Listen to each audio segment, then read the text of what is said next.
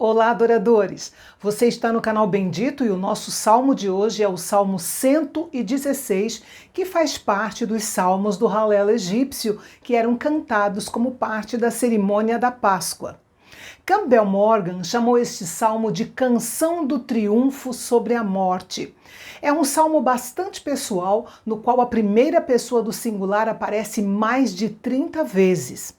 O salmista começou seu cântico com a mais simples expressão de amor agradecido por Yahvé, porque ele respondeu às suas orações em um momento de desespero. Por isso, ele jurou que nunca invocaria qualquer outro Deus enquanto ele vivesse. Sua lealdade, amor e oração seriam sempre para o Senhor, que havia dado toda a atenção a ele e atendido o seu clamor. O salmista esteve em dificuldades e aflições como se estivesse se afogando ou emaranhado em uma rede em que a morte parecia inevitável.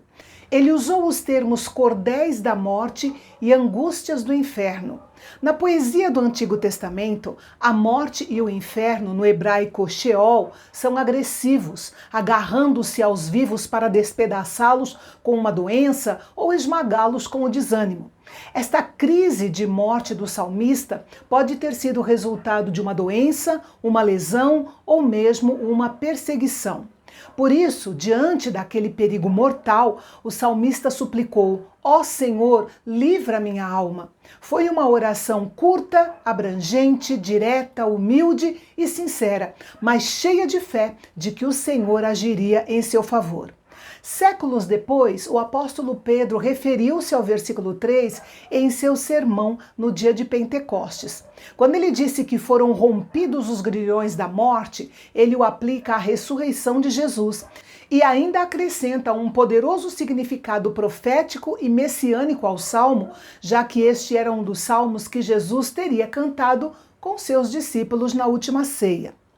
Uma vez liberto, o salmista louvou ao Senhor por seu caráter gracioso, justo e misericordioso. Observe a expressão nosso Deus no versículo 5, indicando que o salmista está dando seu testemunho diante de um grupo de pessoas, provavelmente no santuário. Os símplices ou simples, mencionados no versículo 6, não são pessoas ignorantes, mas sim aquelas que têm fé sincera, são íntegras e que levam a sério o seu compromisso com Deus. O Senhor fez mais do que livrar o salmista da morte. Ele também foi generoso para com ele. Enxugou suas lágrimas, o impediu de tropeçar e andou com ele a fim de protegê-lo dos seus inimigos. Deus fez tudo isso apesar da oscilação da fé do salmista, que num instante afirmava a sua fé no Senhor e no outro momento estava desanimado com a dissimulação dos seus supostos inimigos. Em sua pressa, ele acabou dizendo uma frase perigosa: todos os homens são mentirosos. Falar as coisas com pressa não é bom. Veja que a experiência amarga do salmista fez com que isso parecesse uma afirmação lógica, mas na realidade foi uma conclusão precipitada.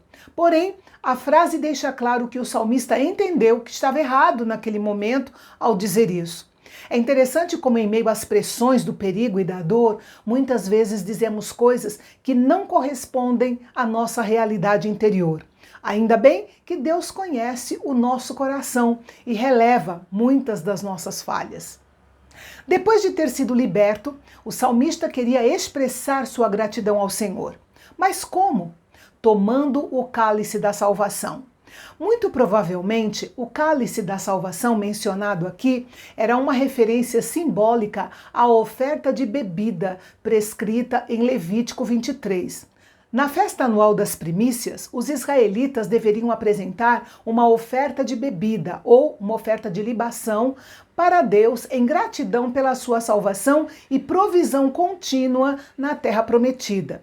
A oferta líquida, normalmente era vinho, era derramada no altar acompanhada de outras ofertas dos produtos da terra, que eram dadas como lembretes de que o fruto da colheita vinham por causa do favor de Deus. Inclusive, o apóstolo Paulo comparou o seu ministério sacrificial a esse ato de adoração. Ao beber o cálice da salvação, o salmista o fez com ações de graças ao Senhor por sua grande e graciosa libertação.